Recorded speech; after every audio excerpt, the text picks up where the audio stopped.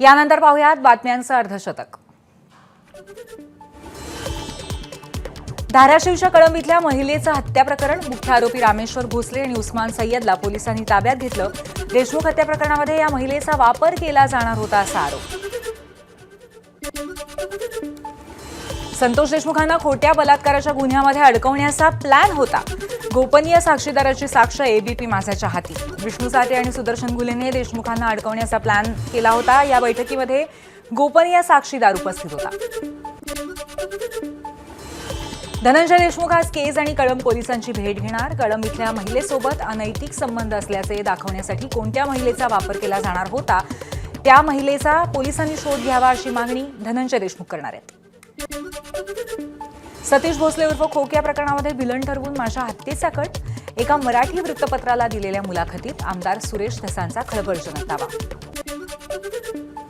राजस्थानातनं बिश्नोई समाजाची काही माणसं थेट मुंबईत आणण्यात आली. खोक्यानं आपल्याला हरणाचं मांस पुरवल्याचं त्यांना सांगण्यात आलं. हरणाच्या शिकारीवरील आरोपांना उत्तर देताना धसांनी अशा पद्धतीचा दावा केला. खोक्याने मांस पुरवल्याचा दावाही धसांनी फेटाळला. सत्तेतली एक व्यक्ती दुसऱ्या व्यक्तीवरती आरोप करतेय म्हणजे गुंडगिरी करणारे लोक सत्तेत. धसांनी केलेल्या आरोपावरती विजय वडेट्टीवारांची प्रतिक्रिया. धसांनी केलेल्या आरोपांच्या चौकशीचीही मागणी केली. वाल्मिक कराडला कारागृहामध्ये व्हीआयपी ट्रीटमेंट. भूमाता ब्रिगेडच्या तृप्ती देसाईंचा आरोप. मारहाण होईपर्यंत जेल प्रशासन झोपलं होतं का, तृप्ती देसाईंचा सवाल. देशमुख कुटुंबीय सुखात असल्यामुळे मस्साजोगच्या मुस्लिम बांधवांनी ईद साजरी केली नाही. धनंजय देशमुखांची घडाभेट घेत देशमुख कुटुंबियांचं स्वागत केलं. माफ करा, देशमुख कुटुंबियांच्या दुःखामुळे मस्साजोगच्या मुस्लिम बांधवांनी ईद साजरी केली नाही आणि धनंजय देशमुखांची गळाभेट करत त्यांचं सांत्वन केलं. अजित पवार उद्या बीड दौऱ्यावरती. पालकमंत्री म्हणून बीड जिल्ह्यातील विकास कामं तसंच कायदा आणि सुव्यवस्थेचा आढावा घेणार. नुकतंच बीड जिल्हा कारागृहातील मारामारी प्रकरण चर्चेत असताना अजित पवारांची जिल्ह्यातील अधिकाऱ्यांसोबत ही बैठक महत्त्वाची ठरेल. अभिनेते सयाजी शिंदे यांनी घेतली धनंजय देशमुखांची भेट. सयाजी शिंदेंकडनं देशमुख कुटुंबाचं सांत्वन. मोदींचं अवतार कार्य आता संपलंय. त्यांनी आता पाय उतार व्हावं. राऊतांकडनं मोदींच्या निवृत्तीच्या मुद्द्याला हात. वयाची 75 वर्ष पूर्ण झालेल्यांना सत्तेत स्थान नाही हा नरेंद्र मोदी यांनी लागू केलेला नियम त्यांना लागू नाही का, असा राऊतांचा सवाल. बीडचे खासदार बजरंग सोनावणे यांच्याकडनं महाराष्ट्रातील स्थानिक स्वराज्य संस्थांच्या निवडणुकांचा मुद्दा लोकसभेत. त्यावर प्रकरण सर्वोच्च न्यायालयात प्रलंबित असल्यामुळे महाराष्ट्रात निवडणुका नाहीत. पंचायत राज्य मंत्री SP बघेल यांचं उत्तर. महाराष्ट्र काँग्रेसच्या जिल्हाध्यक्षांची बुधवारी दिल्लीत बैठक. राहुल गांधी आणि काँग्रेस अध्यक्ष मल्लिकार्जुन खरगे यांच्या उपस्थितीत बैठक होणार. हर्षवर्धन सपकाळ यांच्या नियुक्तीनंतर दिल्लीत जिल्हाध्यक्षांची पहिलीच बैठक. सरकारची एप्रिल फूल करणारी आश्वासनं. राष्ट्रवादी शरद पवार पक्षाकडनं सोशल मीडियावरती व्हिडिओ पोस्ट. निवडणुकीपूर्वी दिलेली आश्वासनं सरकारने पूर्ण केली नाहीत. व्हिडिओमधून राज्य सरकारला लक्ष्य केलं. टीकेनंतर जयकुमार गोरेंच्या मुलाकडनं स्टंटबाजीचे व्हिडिओ डिलीट. सोशल मीडियावरील व्हायरल व्हिडिओवरून झालेल्या टीकेनंतर आदित्यराज गोरेने आपल्या इन्स्टाग्राम अकाउंटवरनं स्टंटबाजीचे व्हिडिओ डिलीट केले. कायदा सुव्यवस्था आहे की नाही हे फडणवीसांनी स्वतःला विचारावं. जयकुमार गोरेंच्या मुलाच्या स्टंटबाजीच्या व्हिडिओवरती संजय राऊतांची प्रतिक्रिया. राज्यामध्ये दररोज कायद्याची चिरफाड होती असल्याचा हल्लाबोल. मराठीचा अपमान करणाऱ्या L&Tच्या सुरक्षा रक्षकाला मनसैनिकांकडनं चोप. मराठी येत नसेल तर शिकायला हवं. हे शांतपणे बोलायला हवं. मनसैनिकांची प्रतिक्रिया.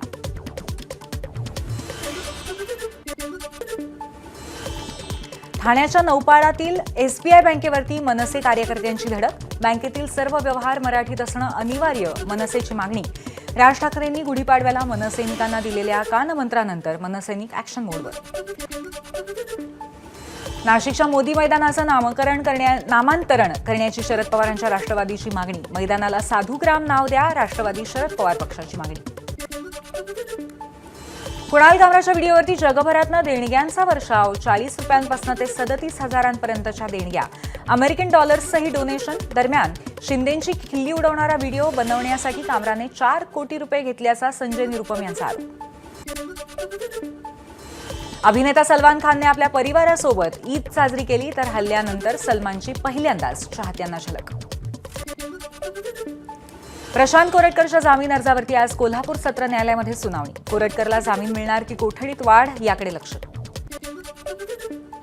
पठाणवाडीतील नुरानी मशीद अवैध असल्याचा शिवसेनेच्या संजय निरुपम यांचा दावा. तर पठाणवाडीतील अरसान शेख आणि त्याची आई तिथल्या मराठी लोकांना त्रास देतात. गणपती दिवाळीसारखे सण साजरे करू देत नाहीत, निरुपम यांचा आरोप. मथुरा आणि काशीच्या आंदोलनामध्ये स्वयंसेवक भाग घेऊ शकतात, मात्र सगळ्याच मशिदींवरती दावा सांगण्याचे प्रकार नकोत. राष्ट्रीय स्वयंसेवक संघाचे महासचिव दत्तात्रय होसबळेंचं स्पष्टीकरण. सेना भवनामध्ये आज ठाकरेंच्या शिवसेनेच्या राज्यातील सर्व उपनेत्यांची बैठक. महापालिका निवडणुकीच्या दृष्टिकोनातनं संघटनात्मक बांधणी करण्याच्या उद्देशाने बैठकीमध्ये मार्गदर्शन केलं जाईल. राज्य मंत्रिमंडळाची आज दुपारी बैठक. सह्याद्री अतिथीगृहावरती बैठक होणार आणि अधिवेशन संपल्यानंतरची पहिलीच बैठक, त्यामुळे महत्त्वाचे निर्णय होण्याची शक्यता. आज आरबीआयला 90 वर्ष पूर्ण होत आहेत आणि त्याच पार्श्वभूमीवर मुंबईमध्ये आरबीआयचा विशेष कार्यक्रम. राष्ट्रपती द्रौपदी मुर्मू, केंद्रीय मंत्री ज्योतिरादित्य शिंदे आणि मुख्यमंत्री देवेंद्र फडणवीस उपस्थित राहणार. आर्थिक वर्षाच्या शेवटच्या दिवशी निधी वितरणाची लगबग पाहायला मिळाली. 177 पेक्षा अधिक शासन निर्णय जारी झाले. रात्री 12 वाजेपर्यंत मंत्रालयातल्या अनेक विभागांचं कामकाज सुरू होतं. आर्थिक वर्षाच्या पहिल्याच दिवशी शेअर बाजारामध्ये घसरण. सेन्सेक्स 900 पॉइंट्सने कोसळला आणि निफ्टी सुद्धा 200 पेक्षा अधिक अंकांनी खाली. नाशिक महापालिकेच्या 255 कोटींची विक्रमी मालमत्ता कर वसुली. अभय योजनेतनं 35 कोटींची वसुली झाल्याचा अंदाज. 3 वर्षांनंतर रेडी रेकनरच्या दरात वाढ, त्यामुळे घरं आणि मालमत्ता घेणं महागणार. त्याचा सर्वाधिक फटका सर्वसामान्य नागरिकांना बसणार. नवे रेडी रेकनर दर आजपासून लागू. व्यावसायिक एलपीजी गॅस सिलेंडरच्या किमतीमध्ये 41 रुपयांनी घट. 19 किलोच्या व्यावसायिक एलपीजी गॅस सिलेंडरची किरकोळ विक्री किंमत आता 1,762 रुपये आणि आजपासून नवे दर लागू. यूपीआयपासून जीएसटी पर्यंत नियमामध्ये आजपासून बदल होणार, त्यामुळे सर्वसामान्यांना आर्थिक भुर्दंड सहन करावा लागणार.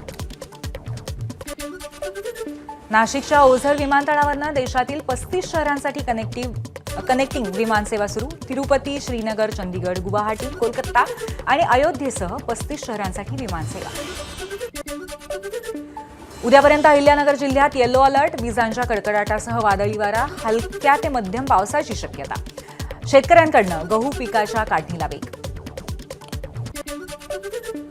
मुंबईकरांना आता पालिकेकडनं उचलल्या जाणाऱ्या कचऱ्याचे पैसे मोजावे लागणार. त्यासाठी मसुदा तयार करण्यात येणार आणि नागरिकांना 31 मे पर्यंत हरकती तसंच सूचना नोंदवण्याचं आवाहन.